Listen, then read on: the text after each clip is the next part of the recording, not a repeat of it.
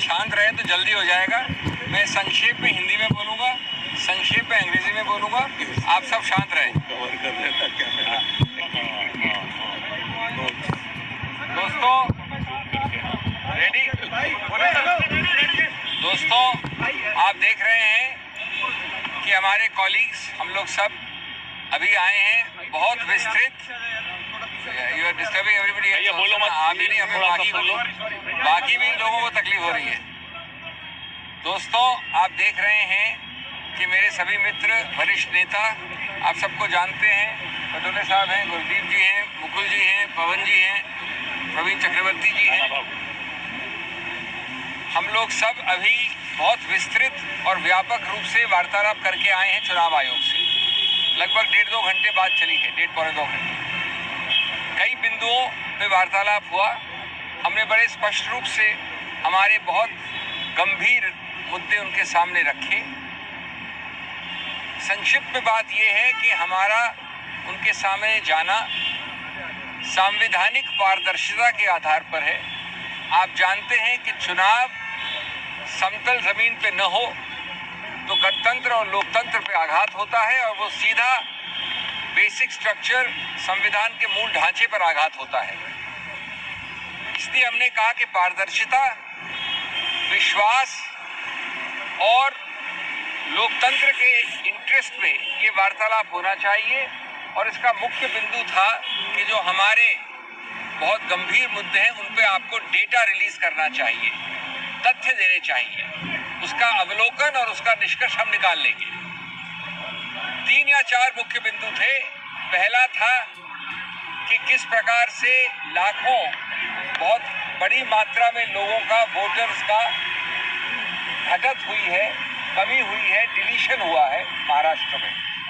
हमने कहा है कि इसके जो पर्याप्त फॉर्म होते हैं, इसके एक तौर तरीका होता है, घर घर जाके इसको प्रमाणित करना होता है। उस प्रक्रिया के लिए हमें booth wise, polling booth wise और कॉन्स्टिट्यूएंसी वाइज विस्तृत डेटा चाहिए जो अभी अवेलेबल नहीं है। उससे मालूम पड़ेगा कि इतना बड़ा नंबर जो लोगों का डिलीशन हुआ है वो किस आधार पे हुआ है, क्यों हुआ है, कैसे हुआ है। ये हुआ बिंदु नंबर 1। और उसमें हमने ये बताया कि कई बार हमारे सब लोग जमीन पे बात करके आए हैं, पटोले साहब यहाँ पर हैं, हमारे महाराष्ट्र के अध्यक्ष हैं, कि कई लोगों ने बताया कि कई डिलीशन एक व्यक्ति के 200-250 फॉर्म भरने के साथ हुए हैं। ये असंभव है। इससे मालूम पड़ता है कि एक साथ सामूहिक रूप से आप विकृत करना चाह रहे हैं चुनाव प्रणाली को। दूसरा हमारा बिंदु था इसी रूप में वोटर लिस्ट में जोड़ना, एडिशन। और उसमें हमने कहा कि लगभग 5 महीने का जो समय है लोकसभा और असेंबली के बीच में, उसमें लगभग 47 लाख यानी 50 लाख से 3 लाख कम वोटरों का जोड़े गए हैं, एडिशन हुआ है। इसका औचित्य क्या है? इसके फॉर्म्स कहाँ हैं? फॉर्म 6 हो, फॉर्म 7 हो। इसका डोर टू डोर वेरिफिकेशन कैसे है, किस आधार पे हुआ है, हमको वो रॉ डेटा चाहिए। हमारे विभाग में बहुत एक्सपर्ट्स हैं, उसका रॉ डेटा का निष्कर्ष हम अपने आप निकाल लेंगे, लेकिन वो रॉ डेटा अवेलेबल नहीं है, इसकी मांग की। तीसरा अत्यंत महत्वपूर्ण बिंदु कि चुनाव आयोग के खुद के दिए हुए आंकड़ों के आधार पर एक सिर्फ महाराष्ट्र का उदाहरण लिया जाए तो 3 आंकड़े आते हैं। 58.22% वोटर टर्नआउट 5 बजे, 65.02% वोटर टर्नआउट 11:15 बजे रात को, 11:30 बजे रात को, और अंतिम आंकड़ा अगले 2 दिन बाद 67% या 67 से थोड़ा ऊपर, यानी 7% लगभग का फर्क। हमको जवाब मिला, बड़ा विस्तृत रूप से, बहुत सौहार्द के साथ बातचीत हुई। हमको जवाब मिला कि साहब वोटर टर्नआउट एक अलग प्रक्रिया है और जो 17C का फॉर्म है वो अलग प्रक्रिया है, लेकिन हमने उनसे इसका पुष्टिकरण मांगा है और इसके लिए रॉ डेटा मांगा है। नहीं तो ये 7% पूरा खेल चुनाव का बदल सकता है। और अंत में मेरे मित्र ने, प्रवीण जी ने कई आंकड़े दिए जो हमने रखे उनके समक्ष। वो बताते हैं कि 118 ऐसी कॉन्स्टिट्यूएंसीज हैं, 118, जहां की 25,000 या उससे ज्यादा बढ़त हुई है पोलिंग में लोकसभा चुनाव और असेंबली चुनाव के बीच में। 118 और 25,000 की बढ़त, यानी जिन लोगों ने पोल किया, ये एक अप्राकृतिक बढ़त है, अननेचुरल है, और अधिकतर इन्हीं 118 में सत्तारूढ़ पार्टी की विजय हुई है। 118 में से 102 कॉन्स्टिट्यूएंसी है। ये एक बिंदु बता रहा हूं, मैं संक्षिप्त में बोल रहा हूं। इस प्रकार के और कई बिंदु, ये बात सही है कि विस्तृत रूप से कई बिंदुओं का उन्होंने मौखिक रूप से हमको जवाब दिया है, समझाया है। जैसा मैंने कहा, बड़े सौहार्द और अच्छे वातावरण में ये डिस्कशन हुआ, और वो हमको लिख के भी इसका स्पष्टीकरण देंगे।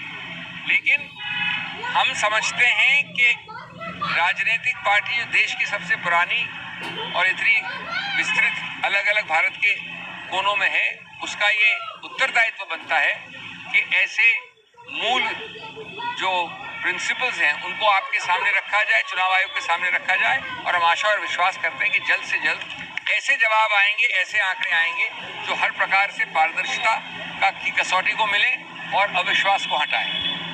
Friends, I will be very brief. You can see I have a distinguished delegation with me. We have Mr. Mukul Vasnik, Mr. Pawan Khera, Mr. Praveen Chakravarti, the PCC President from Maharashtra, Mr. Patole, Mr. Gurdeep Singh. We have spent a lot of time, just under 2 hours or 1.5 hours with the Election Commission. We've had a discussion in a very cordial, constructive, positive atmosphere.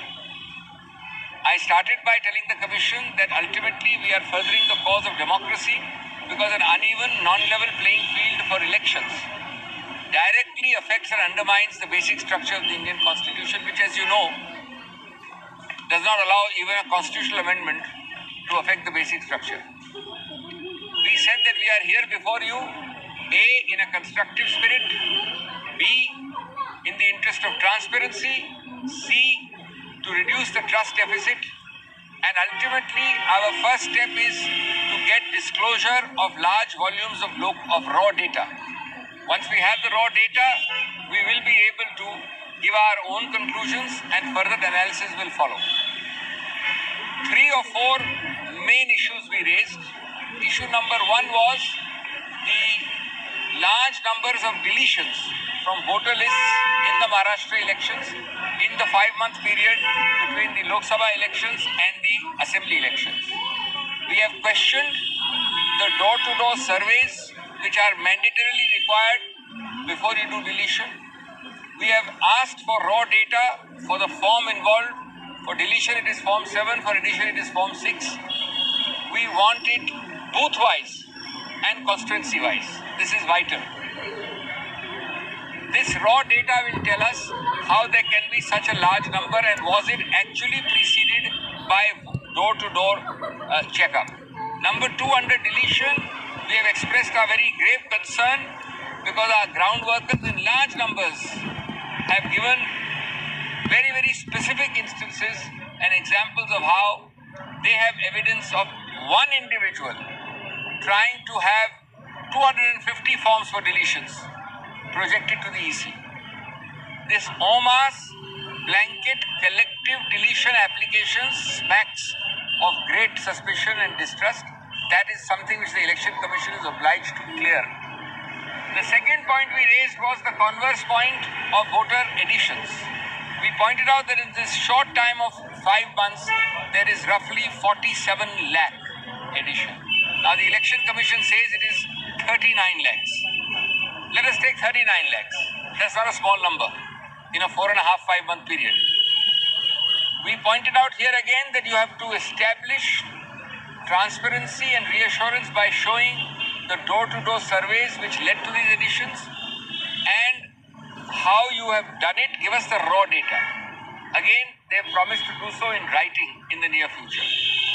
The third issue has been a very important and troubling issue repeated in state after state, but possibly most graphically illustrated by Maharashtra.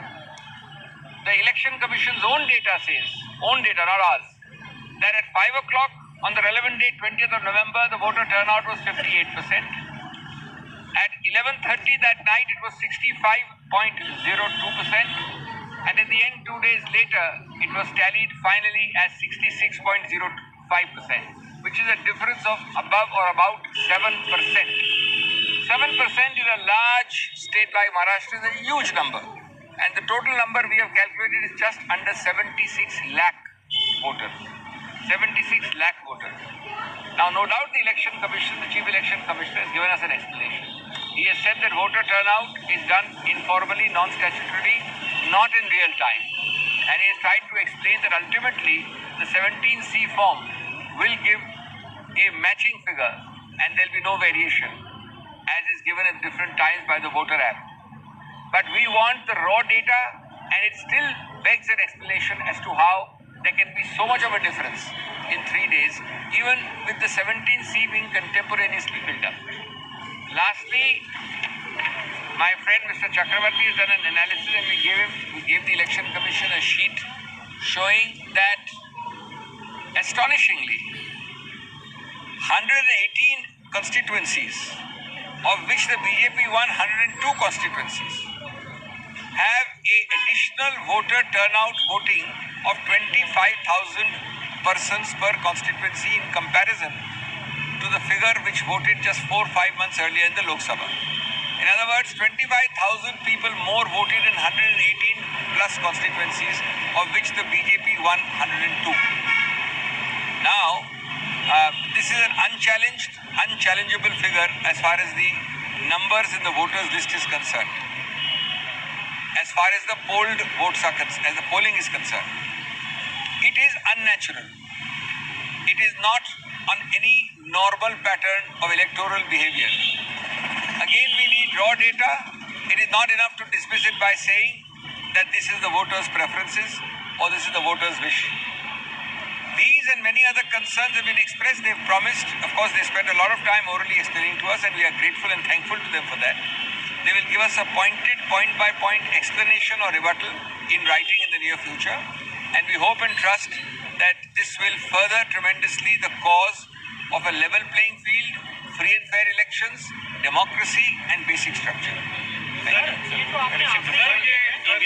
चुनाव आयोग ने कोई deadline दी है जिसमें कि आपको raw data जो आप लोग कह रहे हैं अलग-अलग बिंदुओं पर वो मिल जाएगा, और जवाब की बात कही गई उसका क्या कोई टाइमलाइन? इसमें कोई टाइमलाइन नहीं होती, बहुत जल्दी निकट भविष्य में देंगे, उन्होंने कहा है। आप लोग कितने दिन इंतजार करेंगे इसको लेकर? अभी आगे की बातें क्यों करें, आने दीजिए। आप लोग के पास